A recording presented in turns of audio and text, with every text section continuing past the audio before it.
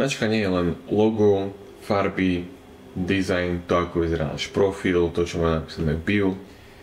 Značka je to, aký pocit ľuďom zostane potom, ako sa s nami stretnú, alebo pozrú si náš profil. Či už na Instagrame, YouTube, Facebooku, kdekoľvek. Čo je v skutočnosti značka? Značku si netvoríš ty, značku si o tebe vytvárajú ľudia. A robia to podľa toho, ako s tebou prichádzajú do kontaktu. A keď chceš, aby si ľudia o tebe vytvárali dobrú mienku, musia zamerať na tieto veci. Ako hovoríš, o čom hovoríš, ako pôsobí tvoj profil, či reaguješ a či si zapamätateľný. To, ako chceme hovoriť s ľuďmi, si musíme stanoviť predtým, ako začneme pravidelne pridávať príspevky a začneme pracovať na tej značke.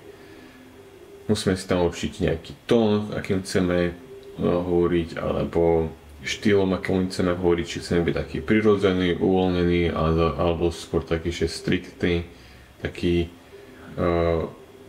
viac taký učebnicový typ.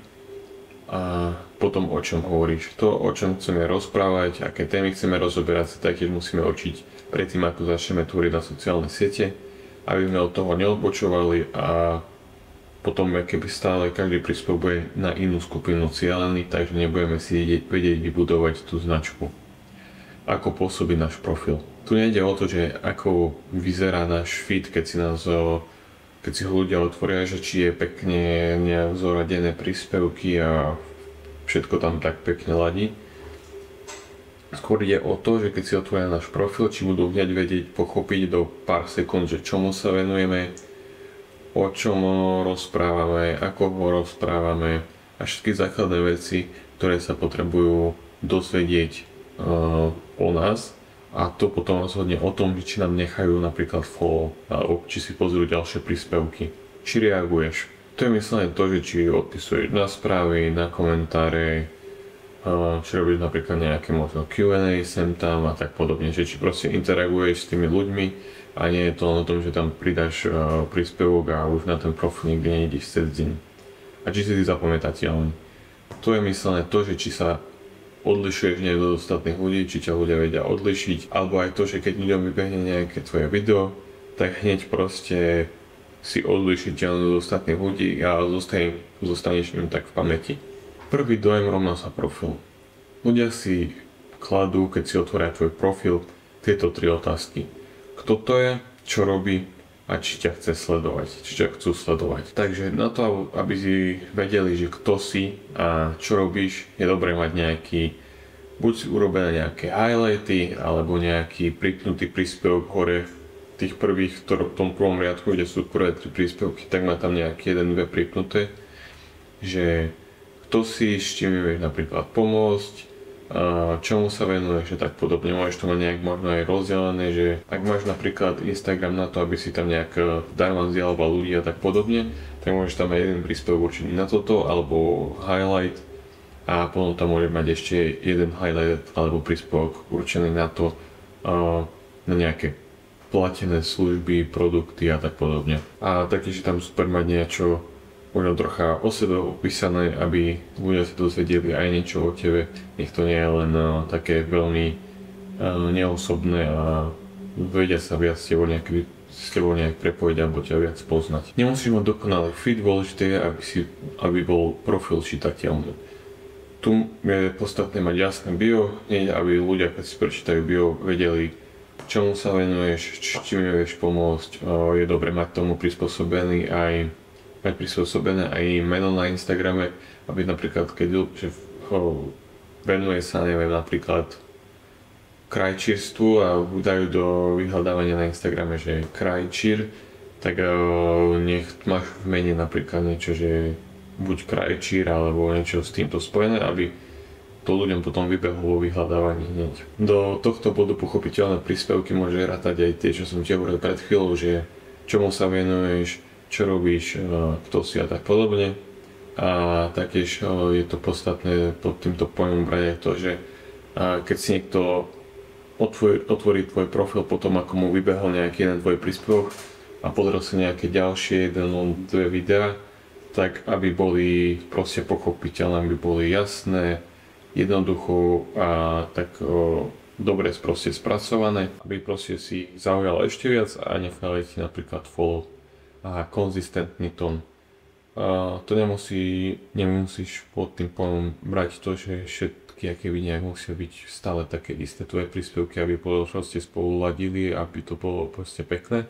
Skôr ide o to, že máš napríklad rovnako vystupuješ, stále rozprávaš nejakým svojim tónom a svojim štýlom, že buď máš nejaký taký uvoľnený, že je nejaký freestyle, že nemáš nejaký scenár, ktorý ide, že presne od A po Z a čítaš to proste po vetách, ale že proste si možno skôr taký uvoľnený a tento štýl si potom musí zanechať na každom svojom príspevku. Keby si na jednom príspevku bol takto, na druhom takto, tak ľudia potom po čase ti mohli dávať unfollow, lebo vystupuješ proste po chvíli inak ako vtedy, keď ti follow dali. Ako s ľuďmi hovoríš. Tón a jazyk rozhodujú viac ako vizuál. Na to, aby si nejak určil svoj tón a jazyk, ktorým komunikuješ, máš tu také 3 otázky, ktoré si môžeš položiť, aby si v tom mal jasnejšie alebo proste jasno.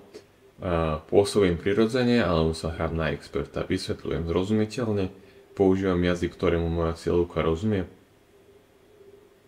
Keď si položíš tieto 3 otázky, podľa mňa ti to veľmi pomôže, alebo veľmi ti to ujasní to, akým štýlom komunikovať, či komunikuješ zrozumiteľne a že či vôbec tie tvoje príspevky, ktoré tvoríš pre nejakú cieľovú skupinu, či vôbec tá celá skupina ich vie pochopiť. Nemusí sa vžiť do kože tých ľudí, pre ktorí ťa majú sledovať a pre ktorých chceš, aby ťa sledovali. A musíš to niekedy prispôsobiť, lebo keď sa v nejakej svojej branži veľmi dlho a proste už máš nejaké slangové výrazy a tak podobne, ktoré používaš pravidelne, tak potom ťa ani nenapadne, že reálne človek, ktorý v tom nie je až tak zainteresovaný, nemusí vôbec pochopiť tomu, o čom rozprávaš. O čom hovoríš? Obsah je to, čo si s tebou ľudia spájajú. Ak skáčeš z témy na tému, zmetieš publikum. Ak si konzistentný, buduješ jasný obraz značky. Dlho som spomenul, že pred chvíľou, že musíš si proste vybrať tému a nie sa držať, aj keď ti možno po čase, po pár mesiacoch príde také, že stále keby točíš o tom istom, ale to je podstata toho, že niekto ťa sleduje kvôli tomu, aby sa dozvedel niečo o tebe, že keď ho niečo iné zaujíma, tak začne sledovať aj niekoho iného a teba sleduje kvôli tomu, čo si dával pred mesiacom, tak chce, aby si to dával aj teraz.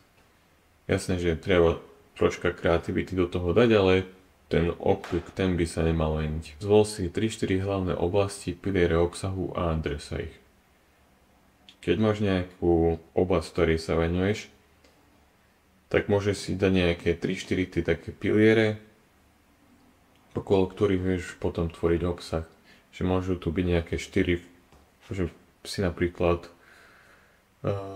osobný tréner a môžeš si tam vybrať nejaké 3-4 oblasti. Interakcia rovná sa dôvera. Značme vytváral obsah, ale aj správanie. Odpovedaš na komentáre a správy, ľudia vidia, že si aktívny. Profil bez interakcie pôsobí ako opustený kokot. Tak aby si proste vybudoval dôveru, tak na to je dôležité, aby si ľuďom odpisoval na komentáre, na správy, bol si aktívny nielen príspevkami, ale aj stojičkami, príbehmi. Budeš dávať len tie príspevky, ale nič viac, nebudeš tam dávať nejaké príbehy na nejakej dennej báze, možno, že čo robíš aj okrem toho, alebo nejaké pozadie toho, čo ukazuješ bežne na profile, tak ľudia si nebudú vedieť si ho vybudovať taký osobnejší vzťah a tým pádom si nevybuduješ ani nejakú kvalitnú značku. Zapamatateľnosť. Silná značka rovná sa jednoduchá asociácia. Tu sú 2 príklady. Ten tréner, čo ukazuje rýchle tipy. Tá pekáreň s poctivým chlebom. To je proste to, že ako by ťa ľudia vysvetlili niekomu, kto ťa ešte nepozná. Alebo môže si to predstaviť aj pod tým pojmom, že keď niekomu chceš ukázať nejakého človeka, ktorý má nejaký dobrý obsah, tak ako ho vysvetlíš niekomu, to ešte nesleduje, že čo je tá prvá vec, s ktorou ho máš spojeného. Čo si ľudia majú spájať s tebou. 2-3 jasné slova, ktoré s nimi zostanú, keď odídu z tvojho profilu. Tie 2-3 jasné slova by nemali byť len to, že čomu sa venuješ, ale aj to, aký si, a to, ako vystupuješ, a to potom môže zohrať veľkú rolu v tom, že keď budú chcieť ťa niekomu možno odporučiť, tak, že, tak povedia, že pozri si tohto, že ten to super vysvetľuje, alebo ten je taký sympatický a hovorí to nejakým možno dobrým humorom, alebo proste je to jasne vysvetlí, je prirodzený, nehrá sa na nikoho, že skúsi to pozrieť tohto a možno ti to pomôže. Čiže nie je to len o tom, že čomu sa venuješ, ale aj ako rozprávaš, ako komunikuješ a tak podobne. To je všetko z videa, značka nie je len logo, takže dúfam, že vám to pomohlo. Verím, že ste sa niečo nové naučili, a vidíme sa pri nejakom ďalšom videu ohľadom tvorby obsahu a budovania značky.